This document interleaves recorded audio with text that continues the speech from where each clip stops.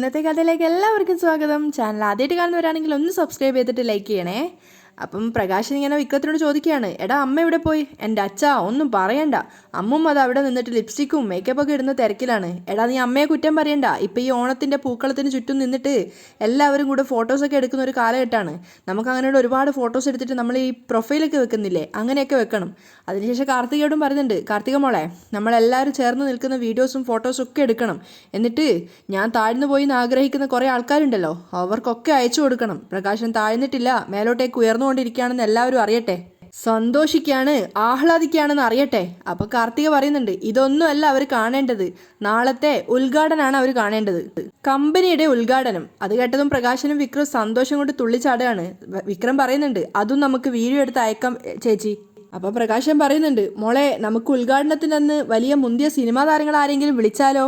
ഏയ് അതിൻ്റെ ഒന്നും ആവശ്യമില്ല അച്ഛാ, എന്തിനാ വെറുതെ കുറേ പൈസ കളയുന്നേ? നമ്മളൊക്കെ തന്നെ അവിടുത്തെ താരങ്ങളാ, പ്രത്യേകിച്ചും അച്ഛൻ്റെ ഈ മോൻ. ഇവൻ്റെ തലയെടുപ്പിന് മുന്നിൽ എല്ലാ സിനിമാ താരങ്ങളും തോറ്റു പോവില്ലേ?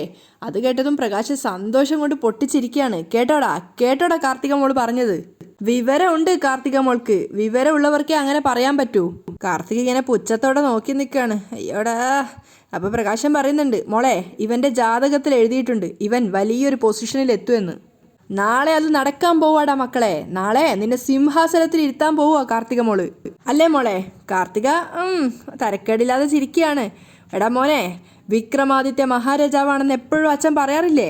യെസ്, വിക്രമാദിത്യ മഹാരാജാവായിട്ട് നീ വാഴാൻ പോവാണ്. വിക്രം അങ്ങോട്ട് തലയെടുപ്പോടെ നിൽക്കുകയാണ്.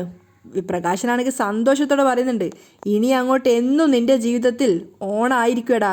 ഇതൊക്കെ കേട്ടിട്ട് കാർത്തികയ്ക്ക് കൊല്ലാനുള്ള ദേഷ്യം വരുന്നുണ്ടായിരുന്നു. ആ സമയത്ത് അവൾ മനസ്സിൽ ചിന്തിക്കുകയാണ്, വെറും ഓണല്ലടാ, 28ാം ഓണം, ഇരുകാലികളുടെ ഓണമല്ല നീ ഒന്നും ആഘോഷിക്കാൻ പോകുന്നത്, നാൽക്കാലികളുടെ ഓണാ. അവളുടെ ഉള്ളിൽ വെറുപ്പിങ്ങനെ നുരപൊന്തുണ്ടായിരുന്നു. അതേസമയം ശാരിയാണെങ്കിൽ ആകെ ചത്ത അവസ്ഥയിലാണുള്ളത്. അങ്ങോട്ടേക്ക് വന്നിട്ട് സരി ചോദിക്കുന്നുണ്ട്, അമ്മ കരഞ്ഞായിരുന്നോ? ഞാൻ എന്തിനാ മോളെ കരയുന്നേ? ശാരി സങ്കടത്തോടെ തന്നെയാണ് ചോദിക്കുന്നത്. അപ്പം വിഷമത്തോടെ സരിയും പറയുന്നുണ്ട്, നാളെ തിരുവോണാ, എല്ലാവർക്കും സന്തോഷാ, അമ്മയ്ക്ക് മാത്രം എന്താ അമ്മ അതില്ലാത്തത്? അപ്പം ശാരി ചിന്തിക്കുന്നുണ്ട്, നീ എൻ്റെ മോളല്ല എന്ന് അറിഞ്ഞതിന് ശേഷമുള്ള ആദ്യത്തെ ഓണാ, പിന്നെ എങ്ങനെ ഞാൻ സന്തോഷിക്കും മോളെ? ആ സമയത്ത് സരി പറയുന്നുണ്ട്, അമ്മ എന്തിനെങ്ങനെ വിഷമിക്കുന്നേ? അച്ഛൻ്റെ കാര്യം ഓർത്തിട്ടാണെങ്കിൽ അതൊക്കെ നമുക്ക് പരിഹരിക്കാമല്ലോ. അപ്പം ശാരി പറയുന്നുണ്ട്, അച്ഛൻ്റെ കാര്യം ഓർത്തിട്ട് മാത്രമല്ല മോളെ, അമ്മയ്ക്ക് വേറെ ഒരുപാട് സങ്കടങ്ങളുണ്ട്. അപ്പം സരി പറയാണ്, അത് മനുവേട്ടനും പറഞ്ഞു, അമ്മയ്ക്ക് എന്തൊക്കെയോ വേറെ പ്രശ്നങ്ങളുണ്ട്, അമ്മ വലിയൊരു ഭാരം മനസ്സിൽ വെച്ചുകൊണ്ട് നടക്കുവാണെന്ന്. അത് കേട്ടതും ചെറിയൊരു സമാധാനത്തോടെ ശാരി പറയുന്നുണ്ട്, എൻ്റെ മനസ്സ് തിരിച്ചറിയുന്നത് എൻ്റെ മരുമോന് മാത്രമേ ഉള്ളൂ, ബാക്കി ആർക്കും അത് പിടികിട്ടിയിട്ടില്ല. അപ്പോൾ സരി ചോദിക്കുന്നുണ്ട്, അതെന്താ മനുവേട്ടൻ്റെ കൂടെ എന്നെ ഉൾപ്പെടുത്താത്തത്? ഞാൻ എന്നും അമ്മയുടെ സങ്കടത്തിൽ കൂടെ നിൽക്കുന്ന മോളല്ലേ അമ്മേ? അപ്പോൾ ശാരി സങ്കടത്തോടെ അവളെ നോക്കി ചോദിക്കുകയാണ്, എന്നും നീ അമ്മയുടെ കൂടെ നിൽക്കുമോ മോളെ? അതെന്താ അമ്മ അങ്ങനെ ചോദിച്ചേ? അതല്ലേ ഞങ്ങൾ പോകുമ്പോൾ അമ്മയും കൂടെ വരാൻ പറഞ്ഞത്. അച്ഛൻ ഇപ്പോഴും പെങ്ങളാ വലുത്, അതുകൊണ്ട് പെങ്ങൾക്കൊപ്പം ജീവിക്കട്ടെ. അപ്പം ശാരി പറയുന്നുണ്ട്, അയാൾ രൂപയുടെ കൂടെ പോയാൽ ഉറപ്പായിട്ടും ചന്ദ്രസേനൻ അയാളെ കൊല്ലും. എൻ്റെ ആഗ്രഹവും അതുതന്നെയാ, ചന്ദ്രസേനൻ്റെ കൈകൊണ്ട് അയാൾ തീരണമെന്ന്, അല്ലെങ്കിൽ ഞാനായിരിക്കും ചിലപ്പോൾ അത് ചെയ്യുന്നത്. അപ്പോൾ സരയു സംശയത്തോട് ചോദിക്കുന്നുണ്ട്, അച്ഛന് തലയ്ക്ക് വെളിവില്ലാത്തത് കൊണ്ട് അമ്മ എന്തിനാ അച്ഛനിങ്ങനെ വെറുക്കുന്നേ? അപ്പം ശാരി ചോദിക്കുന്നുണ്ട്, മോളെ നിനക്ക് അയാളോട് വെറുപ്പില്ലേ? അത് പിന്നെ എൻ്റെ മനുവേട്ടനെ തള്ളി പറയുന്നത് കൊണ്ടാ ഞാൻ അച്ഛനെ വെറുക്കുന്നേ. അതുകൊണ്ടാണ് ഞാനും വെറുക്കുന്നത്. ആകെ കൂടെ ആകെയുള്ളൊരു സമാധാനം ഇനി മനുമോനാ. അവനെ കുറ്റം പറയാനുള്ള ഒരു യോഗ്യതയും അയാൾക്കില്ല. അപ്പോൾ സരൈ ചോദിക്കുന്നുണ്ട്, ഓണായിട്ട് അച്ഛൻ എങ്ങോട്ട് പോയതാ? എനിക്കറിയില്ല, വേറെ ആരുടെയെങ്കിലും വീടുണ്ടോയെന്ന് അറിയില്ല പോവാനായിട്ട്. പെട്ടെന്ന് സരയും സംശയത്തോട് ചോദിക്കുകയാണ്, അങ്ങനെ എന്തോ ഒരു രഹസ്യം അമ്മയ്ക്ക് കിട്ടിയിട്ടുണ്ടല്ലോ, അച്ഛന് നമ്മളറിയാത്ത വേറെ ഏതെങ്കിലും ബന്ധമുണ്ടോ അമ്മേ? അത് കേട്ടതും ശാരി ശരിക്കും ഞെട്ടുന്നുണ്ടായിരുന്നു. എന്നിട്ട് അവർ സംയമനം പാലിച്ചുകൊണ്ട് പറയാണ്, എന്നെ കൊണ്ടൊന്നും പറയിക്കണ്ട, ഓണായിട്ട് എല്ലാം കഴിഞ്ഞ് നിൽക്കുകയാണ് ഞാൻ. ആ സമയത്ത് സരയു പിന്നെ ഒന്നും മിണ്ടുന്നില്ല. കുറച്ചു നേരം കഴിഞ്ഞപ്പോൾ അവൾ പറയുന്നുണ്ട്, ഓണായിട്ട് മനുവേട്ടനൊന്ന് ഓണസദ്യ കഴിക്കാൻ ഇങ്ങോട്ടേക്ക് വന്നാൽ മതിയായിരുന്നു, മനുവേട്ടനോടൊപ്പം പുറത്തേക്കൊന്ന് ചുറ്റിക്കറങ്ങിയാൽ തന്നെ വലിയൊരു സമാധാനമാണ്. എന്തായാലും അടുത്ത ഓണത്തിന് ഞങ്ങൾക്ക് ലാളിക്കാൻ ഒരു കുഞ്ഞുണ്ടാവും എന്നുള്ള കാര്യം ഉറപ്പാ. ആ സമയത്ത് സങ്കടത്തോടെ ശാരി പറയുന്നുണ്ട്, എല്ലാം നന്നായിട്ട് വരട്ടെ മോളെ, അയലത്ത് വീട്ടുകാർക്ക് എന്നും ഓണാ, എന്നും ഉത്സവാ, നമ്മുടെ വീടാ മരണ വീടായി പോയത്. അപ്പോൾ സരയുടെ ദേഷ്യത്തോടെ പറയുന്നുണ്ട്, നാളെ അവളുടെ പെയിൻറ്റിങ് മത്സരം, അവൾ തോറ്റ് തുന്നം പാടണം, അതിനുവേണ്ടി അമ്പലത്തിൽ പോകണം. അതേസമയം ഓണത്തലേന്നിൻ്റെ പരിപാടികൾ ആഘോഷിക്കുകയാണ് രൂപയുടെ വീട്ടിൽ കിരണും സംഘങ്ങളും ഒക്കെ. ആ സമയത്ത് രൂപയും ദീപയും അവിടെ മാറി നിന്ന് ഇവരൊക്കെ ആഘോഷിക്കുന്നത് നോക്കി എൻജോയ് ചെയ്ത് നിൽക്കുകയാണ്. ആ സമയത്ത് ചന്ദ്രസേനൻ പറയുന്നുണ്ട് കിരണോട് ദീപയെയും രൂപയും വിളിച്ചു കൂട്ടിക്കൊണ്ട് വരാൻ. അങ്ങനെ അവരെയും കൂട്ടിക്കൊണ്ട് വന്ന സമയത്ത് രതീഷ് പറയുന്നുണ്ട്, ശരിക്കും പറഞ്ഞാൽ പടക്കം കൂടെ വേണമായിരുന്നു, എങ്കിൽ കളറായനെ. എന്തിനാടാ പടക്കം, നിന്റെ ഭാര്യയുടെ വയറ്റിലൊരു കുഞ്ഞുള്ളതല്ലേ, ആ ശബ്ദമൊക്കെ കേട്ടാൽ കുഞ്ഞ് ഞെട്ടില്ലേ എന്നൊക്കെ ചോദിക്കുന്നുണ്ട് ചന്ദ്രസേനൻ. അപ്പം രതീഷ് പറയുന്നുണ്ട്, അങ്ങനെയുള്ള ശബ്ദങ്ങളൊക്കെ കേട്ടിട്ട് വേണം ഇപ്പോഴേ കുഞ്ഞ് വളരാൻ, അപ്പോൾ പിന്നെ ചെറിയ ചെറിയ ശബ്ദങ്ങളൊന്നും കുട്ടി പേടിക്കില്ല. അതിനുശേഷം കിരണ് എല്ലാ ആഘോഷങ്ങളും സോണിയോട് ക്യാമറയിൽ പകർത്താൻ പറയുകയാണ്. കാരണം എല്ലാം കല്യാണിക്ക് അയച്ചു കൊടുക്കണമല്ലോ, എല്ലാവരും ഒത്തൊരുമയോടെ സന്തോഷത്തോടെ നിൽക്കുന്നതൊക്കെ. അങ്ങനെ അതൊക്കെ സോണി വീഡിയോയിൽ പകർത്തുന്നുണ്ട്. അതേപോലെ തന്നെയാണ് പ്രകാശനും വിക്രം പടക്കം പൊട്ടിക്കുന്നതും കമ്പിത്തിരി കത്തിക്കുന്നതും ഒക്കെ ആയിട്ടുള്ള കാര്യങ്ങളൊക്കെ കാർത്തികയും വീഡിയോയിൽ പകർത്തുന്നുണ്ടായിരുന്നു. അവരും നല്ല ഹാപ്പി മൊമെൻറ്റിലാണ്. ആ സമയത്ത് കാർത്തിക പറയുന്നുണ്ട്, അടുത്ത തവണ അച്ഛൻ്റെ കൂടെ ഇതുപോലെ ഓണം ആഘോഷിക്കാൻ ഒരാൾ കൂടെ അടുത്തുണ്ടാവും, എൻ്റെ അമ്മ. അതിനുശേഷം സന്തോഷത്തോടെ പ്രകാശനും വിക്രവും കാർത്തികയും കൂടെ എല്ലാത്തിനും കൂടെ ജോയിൻ ചെയ്യുകയാണ്. അങ്ങനെ അവരും സന്തോഷത്തോടു കൂടി കമ്പിത്തിരി കത്തിക്കുകയും പടക്കം പൊട്ടിക്കുകയും ഒക്കെ ചെയ്ത് ഭയങ്കര എൻജോയ് ആയിട്ടുള്ള ഒരു ഹാപ്പി മൊമെൻ്റ് ആണ്. പക്ഷേ ഇതിലൊന്നും സന്തോഷം കണ്ടെത്താത്ത ഒരേ ഒരാളെ ഉണ്ടായിട്ടുള്ളൂ, അത് ഷാരിയാണ്. ഷാരി ഇങ്ങനെ റൂമിൽ കൂടെ അങ്ങോട്ടും ഇങ്ങോട്ടും നടക്കുകയാണ്. പെട്ടെന്നാണ് അവരുടെ മനസ്സിലൊരു കാര്യം ഓർമ്മ വന്നത്. അന്ന് താര വരുന്ന സമയത്ത് സരയുവിന് കൊടുക്കാൻ ഒരു സാരിയായിട്ടാണ് വന്നത്. അതെന്തായാലും സ്റ്റോർ റൂമിലുണ്ടാവും. താരയെ വലിച്ചു കൂട്ടിക്കൊണ്ടുപോയ സമയത്ത് അതും കൂടെ കൊണ്ടുപോയി ഇട്ടിട്ടുണ്ടായിരുന്നു.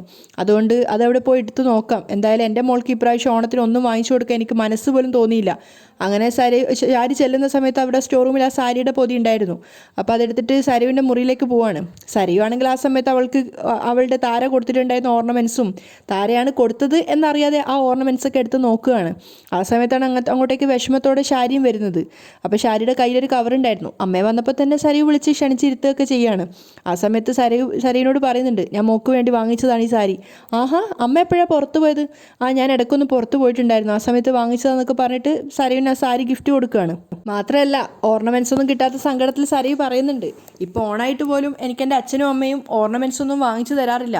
ഏതൊക്കെ തരത്തിലുള്ള ഡിസൈൻസിലുള്ള ആഭരണങ്ങളായിരുന്നു ആൻറ്റി വാങ്ങിച്ചു തന്നുകൊണ്ടിരുന്നത്, ഇപ്പം മനുവേട്ടൻ വാങ്ങിച്ചു തരുന്നതാ ആകെ ഒരു സമാധാനം. അപ്പം വിഷമത്തോടെ ഷാരി പറയുന്നുണ്ട്, അന്നത്തെ കാലമൊക്കെ പോയില്ലേ മോളെ, ഇത് ഞാൻ എൻ്റെ കഴിവിനൊത്ത് വാങ്ങിച്ചൊരു സാരിയാണ്. അപ്പോൾ സരയു സന്തോഷത്തോടെ അത് വാങ്ങിക്കുകയാണ്. ആ ഗിഫ്റ്റ് തുറന്നു നോക്കിയത് സരയുവിൻ്റെ മുഖം സന്തോഷത്തോടെ വിരിയാണ്. കാരണം അതൊരു നല്ല കേരള സാരി ആയിരുന്നു. അതിനൊപ്പം തന്നെ അതിൻ്റെ ബ്ലൗസും നല്ല വില കൂടിയൊരു സാരിയാണെന്ന് കാണുമ്പോൾ തന്നെ അറിയാം. അത് കണ്ടത് സരയുടെ മുഖത്ത് നല്ല തെളിച്ചുണ്ടായിരുന്നു. നന്നായിട്ടുണ്ടല്ലോ, ഇതിന് എത്ര രൂപയായി അമ്മേ? ഒരു 15,000 രൂപയൊക്കെ ആയി കാണും, ഷാരി ഒരു ഒഴുക്കം മട്ടിൽ പറയാണ്. അതിനേക്കാളും വില തോന്നുമല്ലോ, നന്നായിട്ടുണ്ട്, എന്നെ കണ്ടു വാങ്ങിയതുപോലെയുണ്ട്. അല്ലെങ്കിലും എൻ്റെ ടേസ്റ്റ് എൻ്റെ അമ്മയ്ക്ക് അറിയാവുന്നത് പോലെ വേറെ ആർക്കാ അറിയാവുന്നേ എന്ന് പറഞ്ഞ് ഷാരിയുടെ കവിളിൽ നുള്ളുകയാണ്. പക്ഷെ ആ സമയത്ത് ഷാരിയുടെ മുഖം വാടുന്നുണ്ടായിരുന്നു. അത് ശ്രദ്ധിച്ചിട്ട് തന്നെ സരയു ചോദിക്കുന്നുണ്ട്, അത് പറഞ്ഞപ്പോൾ എന്താ അമ്മയുടെ മുഖം വാടിയത്? പെട്ടെന്ന് ഷാരി വേഗം വിഷയം മാറ്റുകയാണ്. മോൾക്കിത് ഇഷ്ടപ്പെട്ടല്ലോ. ഇഷ്ടപ്പെട്ടോന്നോ? നാളെ രാവിലെ അമ്പലത്തിൽ ഇതും മാറ്റിയിട്ട് വേണം പോവാൻ. നാളെ എന്തായാലും അമ്പലത്തിൽ പോയിട്ട് അവളെ പ്രാർത്ഥിച്ച് കൊല്ലണം, ആ പെയിൻറ്ററെ. അപ്പോൾ ഷാരി ചോദിക്കും, പെയിൻറ്ററോ? അവൾ വലിയ ചിത്രകാരിയല്ലേ? എന്തോന്ന് ചിത്രകാരി? എൻ്റെ പേരിലുള്ള കമ്പനിയിലാണ് അവൾ ആദ്യം ചിത്രം വരയ്ക്കാൻ എത്തിയത്. അവിടുന്ന് എങ്ങനെയോ ഈ നിലയിലേക്ക് എത്തിയതാ. അപ്പോൾ ഷാരി സ്വയം പറയാണ്, അവളുടെയും ജാതകങ്ങൾ തമ്മിൽ നല്ല ചേർച്ചയായിരുന്നു മോളെ. അല്ലെങ്കിൽ ഈ രീതിയിൽ ഉയരത്തില്ലായിരുന്നല്ലോ. വീട്ടിൽ നിന്ന് വരെ ഒരു സമയത്ത് പുറത്താക്കിയതല്ലേ, കമ്പനിയിൽ നിന്നും പുറത്താക്കിയതാ, എന്നിട്ടും വീണുപോയില്ലല്ലോ. രണ്ടാളും നല്ല നിലയിൽ ഉയർന്നില്ലേ? അതേപ്പറ്റിയൊന്നും പറയണ്ട. നാളെ അവൾ തോറ്റു തുന്നം പാറട്ടെ. അതിനുവേണ്ടി എന്ത് നേർച്ച നേരാനും ഞാൻ തയ്യാറാ. രാവിലെ തന്നെ റെഡിയാവണേ അമ്മേ.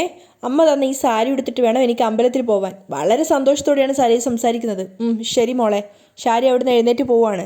അപ്പോഴും സരയു ആ സാരിയുടെ ഭംഗി ഇങ്ങനെ നോക്കി ആസ്വദിക്കുന്നുണ്ടായിരുന്നു. അതേസമയം ഡൽഹിയിലുണ്ടായിരുന്ന കല്യാണി ഓണത്തിൻ്റെ അന്ന് നല്ല സാരിയൊക്കെ കൊടുത്തിട്ടുള്ള ഫോട്ടോസൊക്കെ എടുത്തിട്ട് കിരണിന് അയച്ചു കൊടുക്കുകയാണ്, സെൽഫിയൊക്കെ എടുത്തിട്ട്. ആ സമയത്ത് അതിനുശേഷം വോയിസും അയക്കുന്നുണ്ട്, എൻ്റെ കല്ലുമോനും എൻ്റെ കിരണേട്ടനും ഹാപ്പി ഓണം എന്നൊക്കെ പറഞ്ഞിട്ട്. അപ്പോൾ കിരണും സന്തോഷത്തോടു കൂടി ആ വോയിസൊക്കെ കേൾക്കുകയാണ്. അതിനുശേഷം കല്യാണി ഡയറക്റ്റായിട്ട് വീഡിയോ കോളാണ് ചെയ്യുന്നത്. ആ സമയത്ത് കല്യാണി അവളുടെ ഓണക്കോടി കാണിച്ചു കൊടുക്കുന്നുണ്ട്. കിരണേട്ട, ഓണക്കോടി ഇഷ്ടപ്പെട്ടോ? ഞാൻ നിന്നെ മനസ്സിൽ കണ്ട് എടുത്തതല്ലേ, പിന്നെന്താ ഇഷ്ടപ്പെടാതെ? ഇന്ന് ഉച്ചഭക്ഷണമൊക്കെ കഴിച്ചിട്ട് മത്സരത്തിൽ ആത്മവിശ്വാസത്തോടെ പങ്കെടുക്കണം. നിന്റെ വിജയത്തിൽ കുറഞ്ഞതൊന്നും ഞങ്ങൾ ആരും പ്രതീക്ഷിക്കുന്നില്ല. ആ സമയത്ത് കല്യാണി പറയുന്നുണ്ട്, ജയ അല്ല, മത്സരത്തിൽ പങ്കെടുക്കുന്നതാണ് പ്രധാനം. ബാക്കിയൊക്കെ വരുന്ന പോലെ വരട്ടെ. എല്ലാവരും ഓണത്തിന് തയ്യാറായോ? അവരവിടെ തയ്യാറായിക്കൊണ്ടിരിക്കുക. കിരൺ അകത്തേക്ക് നോക്കിയിട്ടാണ് പറയുന്നത്. ഇനി ഓരോരുത്തരായിട്ട് വിളിക്കണം. എന്തായാലും എനിക്ക് നല്ലൊരു ഓണാണ് നഷ്ടമായത്. അപ്പോൾ സങ്കടത്തോടെ കിരണും പറയുന്നുണ്ട്, നീ ഇല്ലാത്ത കുറവ് പറഞ്ഞറിയിക്കാൻ പറ്റില്ല. എങ്കിലും നിനക്ക് സമ്മാനം കിട്ടിയാൽ അത് ഞങ്ങൾക്ക് എല്ലാവർക്കും കിട്ടുന്ന ഓണ സമ്മാനമായിരിക്കും. രാവിലെ എല്ലാവരും അമ്പലത്തിൽ പോയിട്ടുണ്ട്. ആദ്യ പ്രാർത്ഥന നിനക്ക് വേണ്ടി തന്നെയാ. അതിൻ്റെ ഒരു ധൈര്യവും ശക്തിയൊക്കെ നിനക്ക് കിട്ടും. കിരൺ കല്യാണി ഒന്നുകൂടെ എൻകറേജ് ചെയ്യാണ്. ആ സമയത്ത് സംസാരിച്ച് സന്തോഷത്തോടെ തന്നെ അവർ കോള് കട്ട് ചെയ്യുന്നുണ്ട്. അമ്പലത്തിൽ പോയി തിരിച്ചു വരുന്ന വഴിക്ക് ഷാരിയും സരയും കാറ് നിർത്തിയിട്ട് പൂവ് വാങ്ങിക്കാൻ വേണ്ടിയിട്ട് കാറ് നിർത്തിയതാണ്. ആ സമയത്ത് സരയു പറയുന്നുണ്ട്, എന്തായാലും നന്നായിട്ട് മനസ്സുരുകി പ്രാർത്ഥിച്ചു, ഈ മത്സരം കഴിയുമ്പോഴെങ്കിലും അവളുടെ തല താഴ്ന്നു പോവണേന്ന്. ആ സമയത്ത് ഷാരി പറയുന്നുണ്ട്, എനിക്ക് അങ്ങനെയൊന്നും പ്രാർത്ഥിക്കാൻ പറ്റിയില്ല മോളെ, ഞാൻ മറ്റു പലതുമാണ് പ്രാർത്ഥിച്ചത്. അച്ഛൻ്റെ അസുഖം മാറണേന്നായിരിക്കും അല്ലേ, സരയു ചോദിക്കുന്നുണ്ട്. അപ്പോൾ ഷാരി ദേഷ്യത്തോടെ പറയാണ്, ഇനി അയാളുടെ അസുഖം മാറിയിട്ട് വലിയ കാര്യമൊന്നുമില്ല, മോള് വാ പൂ വാങ്ങാം. അങ്ങനെ രണ്ടുപേരും കൂടി പൂക്കടയിലെത്തിയപ്പോൾ സരയു ഒരു 5 മുഴം പൂവിന് ആവശ്യപ്പെടുകയാണ്. ആ സമയത്താണ് പൂ വാങ്ങിക്കാൻ വേണ്ടിയിട്ട് കിരണും ചന്ദ്രസേനനും കൂടെ കാറിൽ അങ്ങോട്ടേക്ക് വരുന്നത്. അപ്പോൾ കാർ നിർത്തിയപ്പോൾ തന്നെ കിരൺ ഫസ്റ്റ് അവരെയാണ് കാണുന്നത്. അതുകൊണ്ട് തന്നെ അവൻ ചന്ദ്രസേനോട് പറയുന്നുണ്ട്, നമ്മൾ പൂ വാങ്ങിക്കാൻ വന്നപ്പോൾ തിരുവോണത്തിൻ്റെ അന്ന് കാഴ്ച കാണാൻ പാടില്ലാത്ത 2 പേരെയാണ് ആദ്യം തന്നെ കാണുന്നത്. അത് കേട്ടതും സേനനും അങ്ങോട്ടേക്ക് നോക്കുകയാണ്. അപ്പോൾ കിരൺ പറയുന്നുണ്ട്, അയലത്ത് നിന്ന് ഒരു ദിവസം മാറി നിന്നിട്ടും കൃത്യം അവരുടെ മുന്നിൽ തന്നെ വന്ന് ചാടി.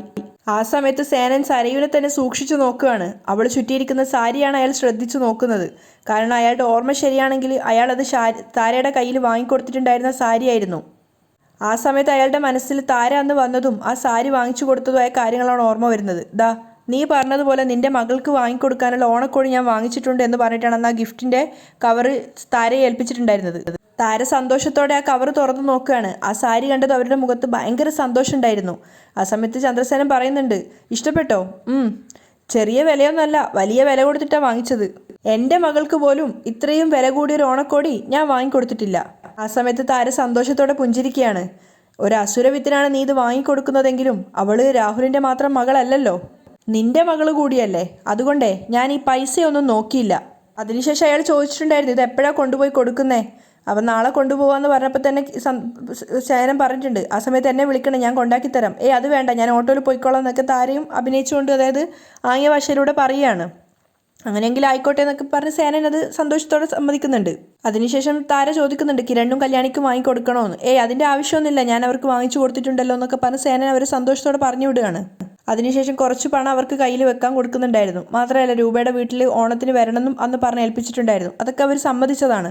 അപ്പോഴാണ് ചന്ദ്രസേനൻ്റെ ഓർമ്മയിൽ അതൊക്കെ വരുന്നത്. അച്ഛൻ മിണ്ടാതെ എന്തൊക്കെയോ ചിന്തിച്ചിരിക്കുന്ന കണ്ടപ്പോൾ കിരൺ ചോദിക്കുന്നുണ്ട്, അച്ഛൻ എന്താ ആലോചിക്കുന്നത്? അതൊക്കെ ഉണ്ട് മോനെ, നീ ഇറങ്ങ്. 2 പേരും കാറിൽ നിന്ന് ഇറങ്ങിയിട്ട് അങ്ങോട്ടേക്ക് പോകുന്നത് ആദ്യം കാണുന്നത് ഷാരിയാണ്. ഷാരി ഇങ്ങനെ പേടിച്ചിട്ട് പറയുന്നുണ്ട് സരയുവിനോട്, ദേ ചന്ദ്രസേനനും കിരണും. പക്ഷേ സരയു അങ്ങോട്ട് നോക്കുന്ന സമയത്ത് അവൾക്ക് ദേഷ്യം വരികയാണ് ഇവരെ 2 പേരെയും കാണുമ്പോൾ. പക്ഷേ ഷാരിയാണെങ്കിൽ പേടിയോടെയാണ് നിൽക്കുന്നത്. ഒന്നാമത് സരയു ആ സാരി കൂടി ചുറ്റിയത് ഓർത്തിട്ട്. അങ്ങനെയാണ് ഇന്നത്തെ എപ്പിസോഡ് വൈൻഡപ്പ് ചെയ്യുന്നത്.